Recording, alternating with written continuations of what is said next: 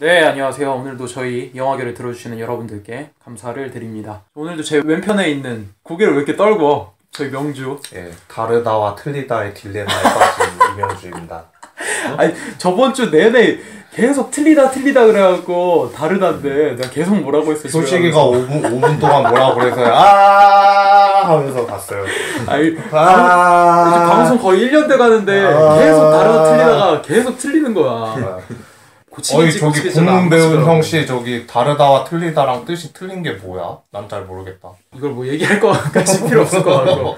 네. 어이없는 없는 질문이라 생각하는 건가? 제 오른편에 앉아있는 스미스. 네, 안녕하세요. 그리고 저 허효식입니다. 자, 오늘 영화에 대해서 얘기를 하기 전에 일주일 사이에 굉장히 많은 댓글이 달려 있었어요. 네, 4-5개가 달렸어요. 네. 야, 캐거예요, 캐거. 내가 하루에 한 번씩 보면서도 야, 이게 맞나? 뿌듯해. 뿌듯한 감에 오늘은 좀 소개를 해주셔야 될 것 같아요. 댓글을 좀 소개시켜드리면서 내용에 대해서 얘기를 좀 해드리도록 하겠습니다. 이거 댓글은 거의 명주가 다 달았고요. 저랑 스미스는 일부러 댓글로 안 달고 방송에서 얘기를 해서 방송을 한 번이라도 더 듣게 하려고. 그렇게 하려고 저만 달았어요. 네, 그렇습니다. 하여튼 댓글들 잠깐 얘기를 할게요. 초우와 리체님이 드니 빌뇌브 감독의 프리즈너스를 한번 다뤄줬다면 하시는 댓글을 달았는데요. 유명한 배우들 나오죠? 네, 휴잭맨, 제이크 질레란 등등 나오는데 떡밥도 그렇고 종교적인 것도 있고 한번 얘기를 했으면 좋겠다라고 말씀해 주셨는데 계획 안에 넣도록 하겠습니다. 그리고 혹시나 가능하시면 게스트로 오시면은 더 풍성한 얘기거리가 될 수도 있으니 혹시나 같이 얘기를 하고 싶다, 프리즈너스에 대해서 게스트 참여를 원하시면 저희 페이스북이 있습니다. 페이스북 영화계가 있으니까 그쪽에 오셔서 저희 쪽에 쪽지를 보내주시면 바로 저희가 날짜를 잡아서 초와 리체님을 모시도록 하겠습니다. 하여튼 댓글 감사드리고요. 화양연화 팬이신가봐. 화양연화 나도 굉장히 좋아하는데. 아니, 초와 리첸이 화양연화 주인공 이름들이잖아. 맞아요. 네. 어디에서 나왔나 했었어요. 네. 하여튼 프리즈너스를 저희 계획 안에 꼭 넣도록 하겠습니다. 그리고 저희 펭귄 레시피님이 댓글을 달아주셨는데 이분은 누구? 지인이야? 너무 듣고 감동을 받아가지고 지데널리아치나 빨간 책방 뭐 이런 거에 비하면 우린 너무 작은 규모인데 막 우리 거를 출퇴근마다 들어주신다 그러니까 너무 감사드립니다. 메이저급을 그렇게 듣다가 아마추어 거 들으면 좀 그러실 수도 있을 것 같은데. 그러니까 빨간 책방이나 지데널리아는 뭐 이미 팟빵에서 주요 콘텐츠가 아닌가 싶은데 하여튼 맞아. 감사합니다. 더 노력하는 방송 되도록 하겠습니다. 그리고 저희 레드 애플스님이 박찬욱 감독에 대해서 좀 다루면 좋겠다라고 말씀하셨는데 저도 이거는 다뤄야겠다라고 생각은 하고 있었습니다. 어느 거 다뤘으면 했는데 저는 저는 박찬욱 감독 하면 뭐 올드보이죠. 올드보이인데 또 기회에 따라서 이번에 곧 나올 아가씨들인가? 아가씨인가? 아가씨일 거예요, 그냥. 그것도 생각하고 있고, 안 그래도 이번에 공동 경비구역 JSA 15주년 해가지고 GV 시간도 갖고 그래서 한 번쯤은 생각해 볼 만하지. JSA는 뭔가 박찬욱답지 않은데 너무 완벽해서 영화가 이것도 한번 꼭 다뤄보도록 하겠습니다. 레드 애플스님. 그리고 길 위의 남자님 PTA 매우 좋아하신다고 하시면서 매그놀리아 정훈이 지인 같아 그거는 확실히. 매그놀리아와 데어 윌 비 블러드를 펴주셨다면 내 생각에 만약에 데어 윌 비 블러드를 다루게 되면 스미스가 1교시 2교시로 나눠서 버드맨 버금가는 그런 특집이 되지 않을까라는 생각이 들어요. 굉장히 스미스가 좋아하는 영화로 알고 있기 때문에 버드맨급의 리뷰를 작성하지 않을까. 하여튼 알겠습니다. 길 위의 남자님 꼭 PTA 작품 매그놀리아 데어 윌 비 블러드에 대해서 다루도록 하겠습니다. 그리고 제 지인 비디오 하나 보내왔어요. YBM 마과장님께서 어학하면 어디? 어학하면 어디? YBM?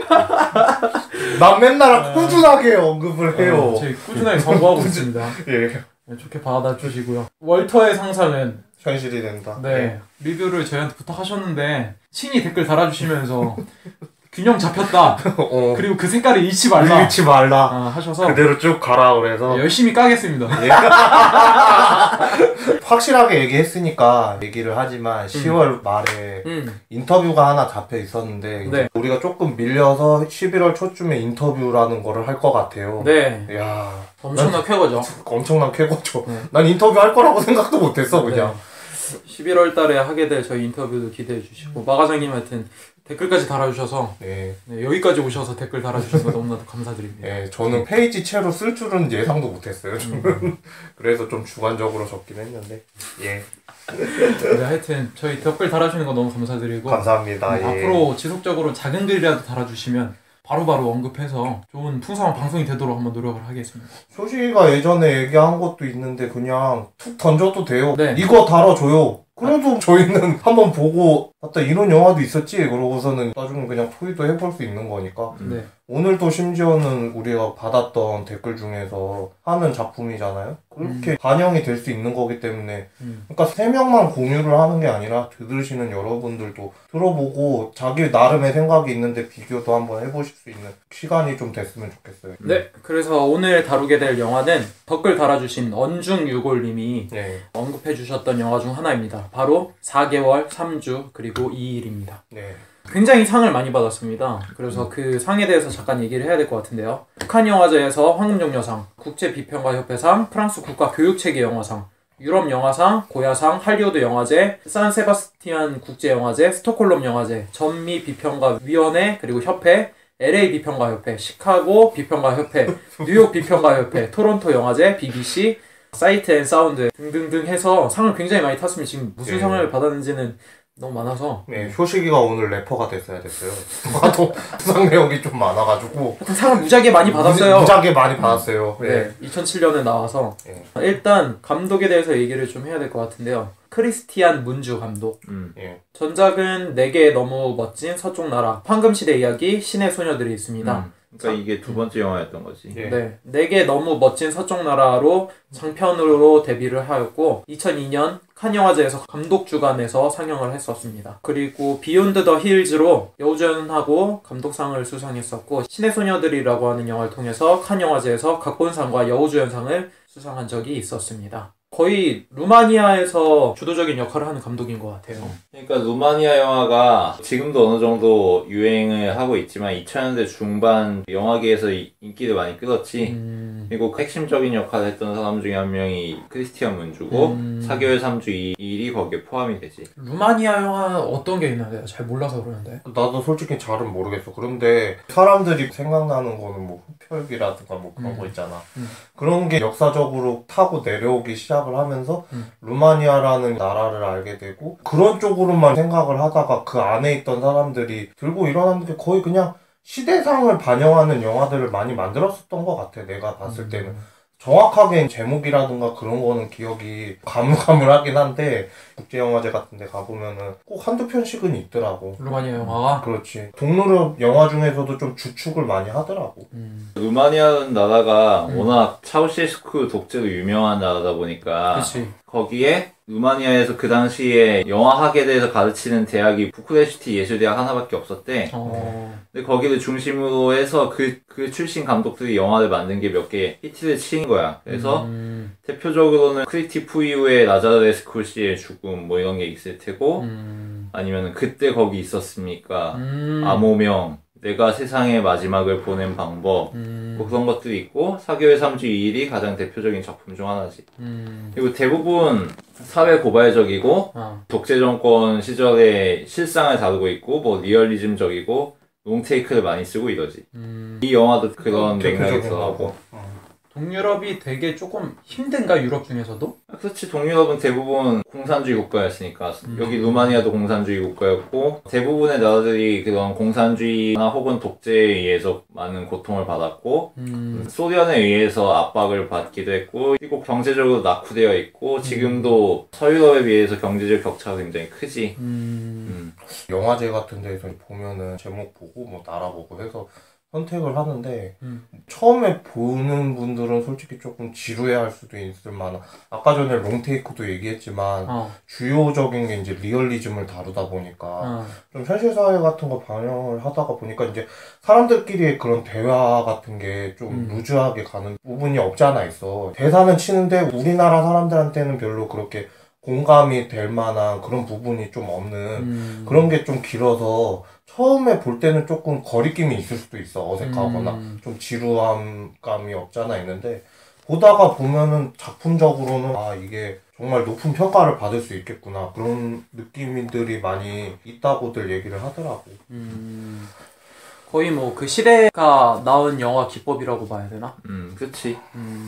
사실을 그대로 전달하는 것만으로도 영화 소재로서 훌륭한 뭐 이런 게 되겠지. 역사적이고. 감독에 대해서는 뭐 전작을 본 사람이 있나요? 신의 소녀들을 이게 12년도 개봉작인데 내가 보기는 봤어요. 그런데 정확하게 내용이 기억이 안 나서 이게 약간 종교적인 문제도 다루고 그랬던 거 아닌가? 좀 여러 가지 그런 거를 다뤘었는데 나는 이 크리스티안 문주라는 감독이 내가 속내는 잘은 모르겠으나 여성에 대한 그런 시선으로 갖다가 지켜보고 시대상이라든가 이거 같은 경우는 종교 문제가 또 플러스가 돼가지고 그런 부분에 대해서는 리얼리즘하게 좀 잘 보여준 것 같다라는 느낌은 들었는데 솔직히 좀 살짝 지루하긴 하지. 딱 보면서 일단 명주 스타일은 아니잖아 사실. 일단은 내 스타일은 아니에요. 그러니까 저번 주에 했던 홍상수 스타일이랑 이번 주에 하는 크리스티안 문주의 스타일은 그러니까 홍상수 감독은 내가 다시 한번 누누이 얘기하지만 일단 불만 있으면 나오시라니까. 난 싫어해요.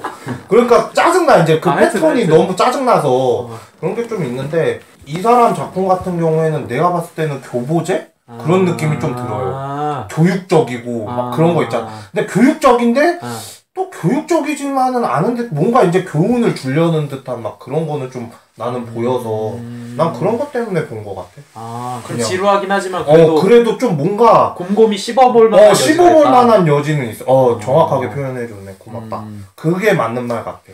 저도 사실 본 적은 없는데 감독 필모그래피를 살펴보니까 영화를 되게 뜨문뜨문 내더라고요. 매년 내는 게 아니라 한 3년 정도? 4년 정도 타울로? 그런데 낼 때마다 되게 신중하게 고르는 것 같아서. 그리고 이제 뭐 네이버 같은 데라든가 아니면 구글 같은 데 검색을 해보면은 다음 작품을 만약에 하면은 이제 그 예정이라고 뜨기라도 하거든. 근데 예정이 없어. 다음 영화에 대한 예정이 없어서 그래서 또 그랬었던 것 같아. 이번 영화를 통해서 크리스티안 문주 감독의 작품을 좀 찾아서 봐도 괜찮을 것 같아요. 네.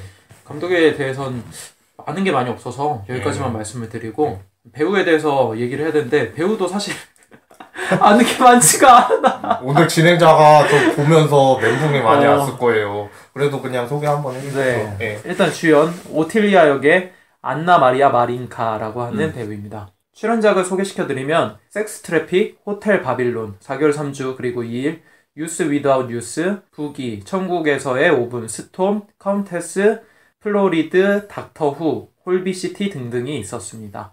나는 잘 몰랐었는데 조사하다 보니까 거의 국민 배우?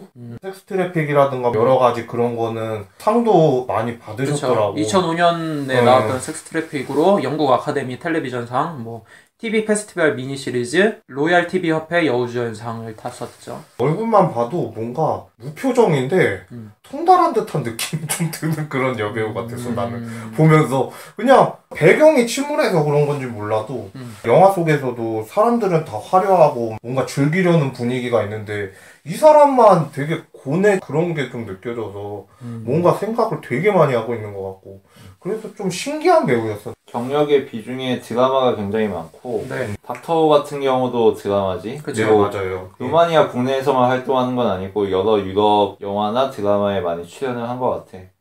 사실 이 4개월 3주 2일에 이 배우를 섭외한 것 자체가 상당히 많은 파급 효과가 나왔다고 하더라고. 유명 배우를 잘 섭외했다 뭐 이런. 이런데 나올 만한 배우가 아니었었나 원래? 2005년에 이미 영국 가가지고 드라마 찍고 이랬으니까 이미 유럽적인 스타일이었으니까 그런 얘기가 나왔겠지. 뭐 전작 본 게 있나요? 전 드라마 잠깐 닥터후? 잠깐 본 거밖에 없어서 그리고 이번에 이거 보고 찾아서 보려고 그랬는데 나는 잘 안 찾아지더라고. 그래서 퓨리는 퓨리는 봤는데 근데 퓨리는 봤는데 기억이 안 나. 뭐 비중이 큰 형태는 다 그렇게 어디서 나왔지? 막 내가 알기로는 중간에 이제 점령을 한 지점에서 여자 2명이 나오는 장면이 있거든. 뭐 식사 차려준다거나 뭐 그런 거가 있었는데 그때 나왔었던 배우구나. 그때 당시에도 모르겠어. 브래드 피트랑 쫄병으로 나오는 그 두 사람의 포커스가 너무 맞춰져 있어서 난 그냥 스쳐 지나가듯 본 것 같아. 하여튼 국내에는 잘 알려지지 않았지만 유럽 쪽이나 루마니아에서는 거의 대배우급으로 마무리를 짓겠습니다. 그 카운테스 같은 경우는 나도 안 보긴 했는데 이거 좀 유명하지 않나? 그리고 이거 감독이 줄리 델피라서 또 화제가 됐었을 거야. 비포 시리즈의 여주인공으로 유명하지. 그 사람이 감독을 했었더라고. 혹시 뭐 반문이 있으시거나 하시는 분들도 좀 올려주세요. 네. 이 배우가 이렇게 유명한 사람인데 왜 이렇게밖에 설명을 안 해줘요? 네, 저희의 무지를 보여주세요. 네, 안나 마리아 마린카 오틸리아 역이었고요. 예. 그 다음에 배우는 가비타 역을 했었던 로라 바질리우. 그리고 베베 역, 그 의사 집도를 했던 그 배우 블라드 이바노프. 그리고 남자친구였던 아디 라두 역의 알렉산드로 포토신. 이 배우들 중에서 블라드 이바노프 정도만 국내에서 어느 정도 알 수 있어요. 설국열차에 잠깐 나왔습니다. 네, 맞아요. 설국열차에 잠깐 나왔었어요. 무슨 악당 역할이라고 해야 되나? 예, 악당이지 뭐. 등치도 엄청 커가지고. 네, 맞아요. 그 정도 말고는 배우에 대해서 저도 뭐 얘기를 할 게 없어요. 그냥 인상 차기만 얘기해보자. 처음에 봤을 때 어땠는지 그런 것만 할 수밖에 없어요, 저희도. 저도 맨 처음에 가비타 역할을 했던 로라 바질리오를 보고 레지던트 이블 나왔던 배우 있잖아요. 밀라 요보비치? 네, 밀라 요보비치랑 살짝 비슷해서 그 배우인가? 이랬지. 나 아니더라고. 밀라 요보비치는 아니었어. 그 정도 말고는 얘기할 게 없을 것 같아요. 다 루마니아 출신이라 저희가 무지해서 그렇습니다. 죄송해요. 동유럽을 이해하도록 노력해볼게요.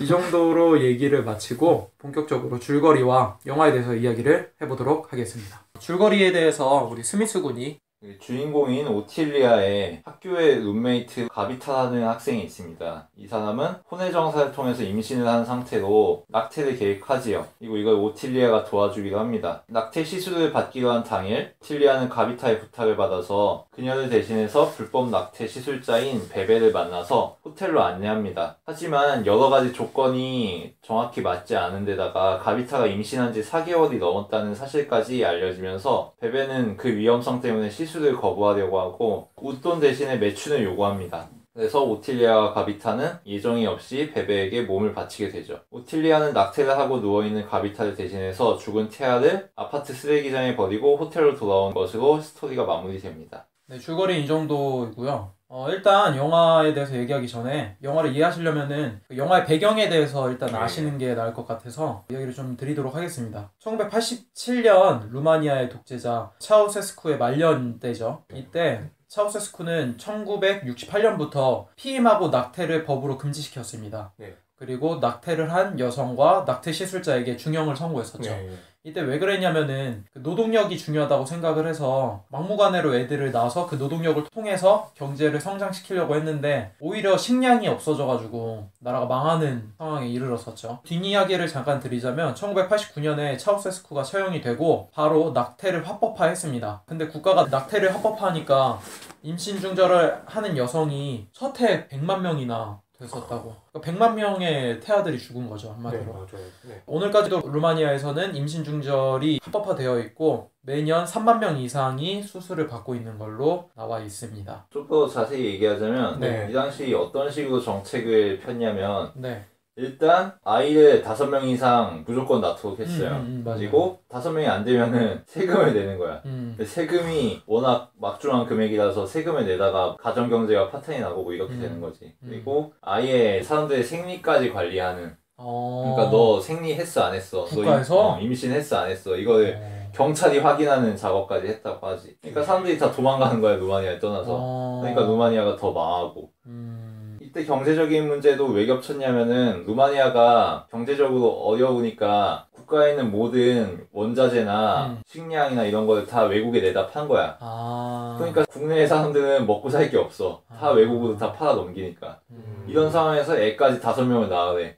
독신자나 장애인이나 불임인 사람들은 세금을 다 내야 되고. 그러니까 이거 나라가 꼴이 개판이 되는 거지. 그래서 모두 그렇게 비참한 삶을 살았던 게 이 당시 배경이 되겠죠. 루마니아에서 떠날 여력이 있었던 사람들은 다 떠나가고 떠날 수도 없고 빈곤한 사람들만 어쩔 수 없이 거기에 머물러 있었던 거네. 그 반영이 된 게 이 영화의 주인공들이었던 것 같아. 이렇게 살아왔다는 거를 갖다가 조금 더 설명을 해주면서 감독이 잘 다루었었던 것 같아. 들으신 그 청취자분들도 우리나라에 대해서도 한번 생각을 해봤을 거예요. 근데 우리나라는 임신 중절이 안 되죠. 합법화가 안 됐고요. 아직도 불법으로 되어 있고 사회복지를 배운 사람의 입장으로서 생명 존중에 대한 윤리에 대해서 말이 나올 때마다 낙태에 대한 이야기는 한 번씩은 꼭 나오거든. 앞서서 내가 얘기를 했지만 이 영화가 교육적인 그 교보제 역할이라는 게 성인이 됐을 때 있잖아. 한 번쯤은 보고 생각을 해봐야 될 만한 문제라고 생각을 해요. 예방 차원에서라도 우리나라 스타일로 갖다가 다시 만든다거나 그런 게 좀 있었으면 좋겠다라는 생각이긴 하는데 교육용으로? 그렇지. 그런데 이게 예술영화로만 이렇게 표현이 되는 게 아니라 사람들한테 좀 공감대로 많이 다가서야 된다라는 생각이 들거든. 현실 사회에 반영에 있어서. 우리나라에서도 비슷한 영화는 있긴 있었어. 2005년도에 나왔던 제니 준호라고. 아 맞다 있었. 근데 이거는 뭐 워낙 평점이 좋지가 않아가지고 나중에 미국 쪽으로 준호라고 하는 이름으로 새롭게 리메이크돼서 나가기는 했는데 뭐 이런 영화가 있었는데 이런 걸 이렇게 무게감 있게 다룰 만한 우리나라 영화 산업이 여력이 되지가 않아서 아쉽지. 그런 게 좀 아쉽긴 하시고. 나중에 그런데 준호가 역수입돼가지고 와가지고 제니 준호보다도 흥행했었어. 한국 같은 경우에는 낙태가 불법이긴 하지만 사실상 합법이라고 봐도 되지. 왜냐하면은 적발된 경우에도 거의 처벌받은 사례가 없고 뭐 그리고 정부에서 낙태를 이미 조장해 왔거든. 아 그래? 지금 한국 같은 경우에는 낙태가 굉장히 완화된 거고 사실 8, 90년대에 낙태가 정말 심했지. 이때는 출산되는 애들보다 낙태되는 애들이 더 많았던 시기도 있었다고 하니까. 그리고 이 당시 통계를 보면 1980년대 중반에는 그 40대 여성들 같은 경우에는 낙태율이 67%가 넘었어. 67%? 그러니까 그 당시 40대면은 지금 70대 정도거든? 70대 초반? 그 즈음에 할머님들은 살면서 한 번쯤 낙태하는 건 뭐 당연한 수순이었던 거로 말해도 되고 그런 세대가 60년대 생들까지 그 정도까지는 거의 한 번쯤은 낙태를 거쳐간 경우가 많다고 보면 되겠지. 뭐 특히 비혼자의 낙태도 많았지만 기혼자들의 낙태가 굉장히 많았다고 보면 되고 이런 원인이 되는 것 중에 하나는 남아선호 사상이 컸고 그 당시 피임에 대한 인식이 워낙 떨어졌기도 했고 여러 가지 원인들이 있겠지. 80년대 중반부터 낙태가 급증한 가장 큰 원인이 그때부터 일반 병원에서도 태아의 성별을 감별할 수 있게 되었었어. 그래서 그때부터 여아들이 많이 낙태가 됐지. 그 결과로 지금 한국의 현재 20 남녀 성비는 115대 100 정도로 알고 있는데 그러니까 뭐 이 정도면은 여아들이 많이 낙태됐으면 알 수 있지. 계속 낙태 얘기하고 사회적인 얘기만 근데 해요. 어쩔 수가 없는 게 그러니까 이번 영화가 그러니까 세 가지 영화를 선택하라고 했을 때 이 영화를 그래도 나는 하자고 한 게 그래도 한 번쯤은 거론해 볼 만한 여지가 있지 않을까. 요즘 세태라든가 그런 거에 있어서는 난 이 영화가 더 나을 거라고 생각을 했거든. 그리고 우리나라에서는 개봉했을 당시에 8,300명 정도밖에는 못 봤어요. 이 영화를 갖다가. 나중에는 뭐 IPTV 서비스라든가 뭐 여러 가지 VOD 서비스로 받기는 봤다고는 하는데 그래도 한 번 정도는 좀 여유가 있을 때 생각해 볼 만한 영화라고 생각을 해서 나는 이제 추천을 한 거지. 네. 배경이나 뭐 낙태 관련해서 사회적인 문제에 대해서 이 정도 얘기를 해보고 바로 2부에서 본격적으로 영화에 대해서 이야기를 해보도록 하겠습니다.